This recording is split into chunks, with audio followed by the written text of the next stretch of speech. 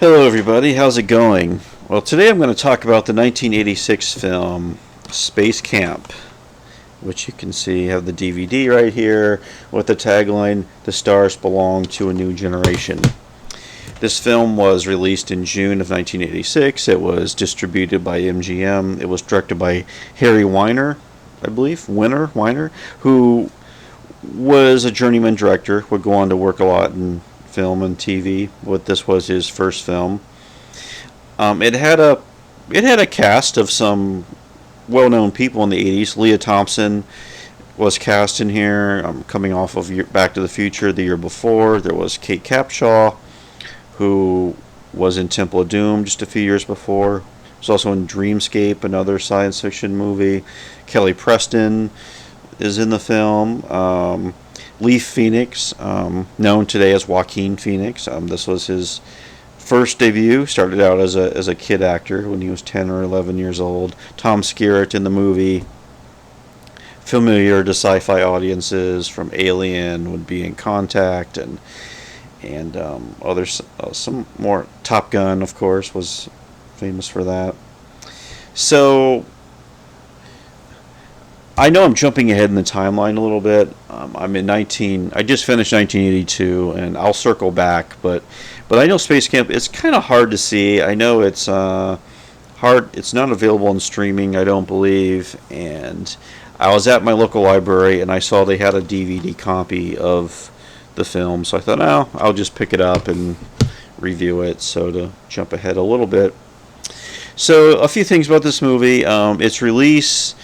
The release of the movie in June of '86 is important because this was not long after the Challenger disaster that happened in January of 1986, when the Space Shuttle exploded and killed all 7 astronauts a few minutes after liftoff. So I guess at the time there was some controversy about, is this the right time to release a movie where the Space Shuttle figures into the plot, and it's a NASA movie. So I guess there was a cloud over this movie when it came out to some extent.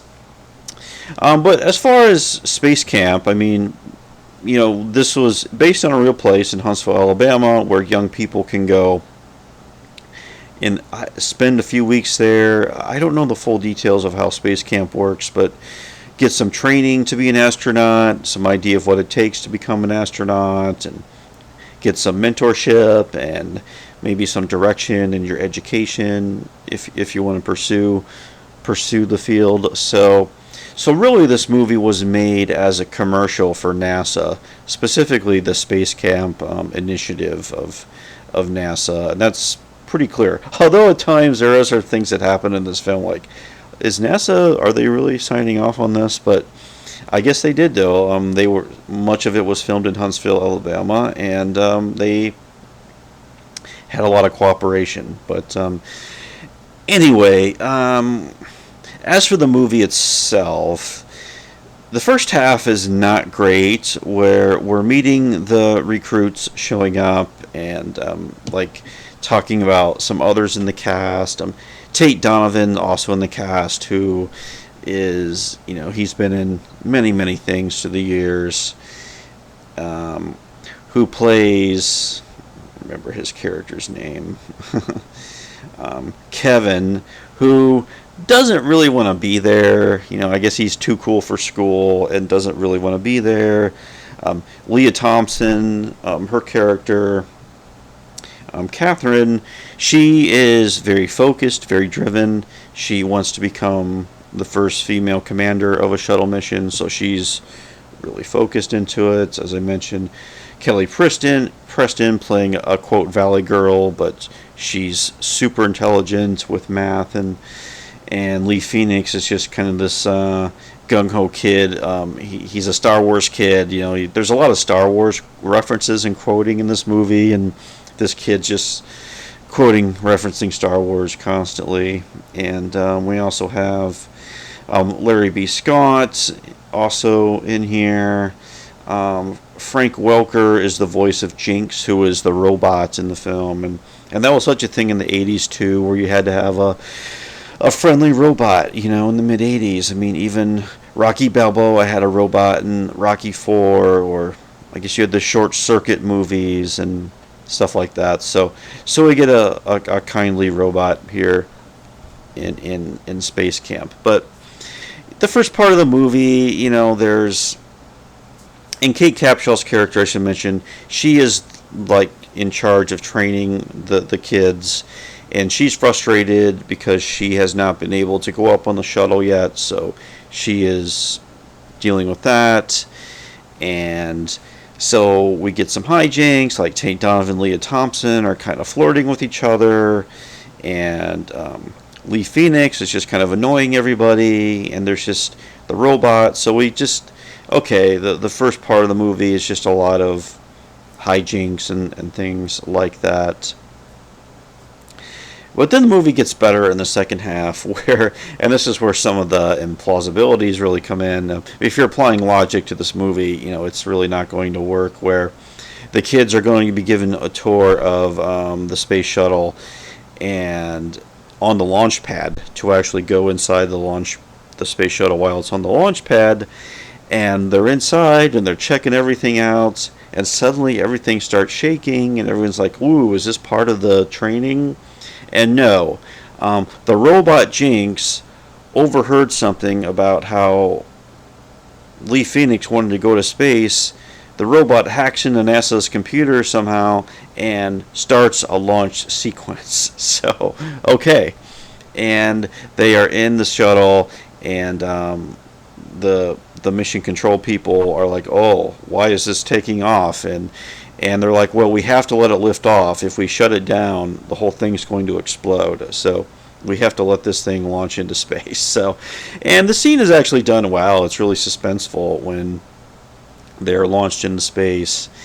And the catch is they only have like 12 hours of life support in the shuttle because it's not launch ready, and they have to figure out a way to re-entry back into Earth. And the second half of the movie is pretty suspenseful. The special effects, like, it's very 1986. This whole movie is very 1980s in every way imaginable. And we have some drama on the space shuttle, and there is this one weird thing that also happens in the film where Kate Capshaw allows the Tate Donovan character to be the commander, even though Leah Thompson is far more qualified. So that was strange. Even though this is the guy, he doesn't really care. Of course, once everything goes bad, he steps up, and everyone gets out, and Leah Thompson has to be the pilot. So yeah, some maybe odd gender politics there, but it is suspenseful. And I should mention too that John Williams did the score for the film, and that helps out a lot too, especially for the second half of the movie, where it's the score. I'm trying to think if it's reminiscent of other Williams scores. I mean, it's not necessarily like a Star Wars score. It's more in the vein of capturing the wonder of space, but also the suspense of everything. So it gets better in the second half.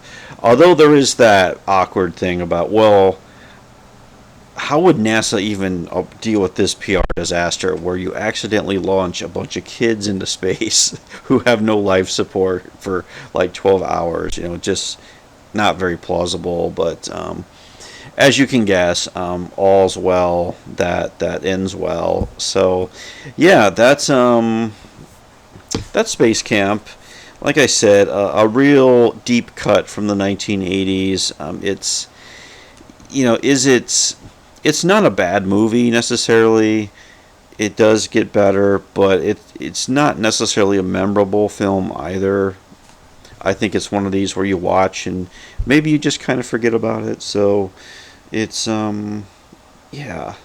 it's hard to say. It almost has like this Saturday morning cartoon mentality to it, especially in that second part when they're up in space. It just feels it feels realistic, but it does have this like cartoonish feel to it, where the kids are up there trying to survive, and all the adults are back at mission control trying to figure out what to do. So it does have that quality to it. So so that's Space Camp. Like I said, a bit of a curio from the 1980s. And anyway, thanks for watching, and I will talk to you later. Bye.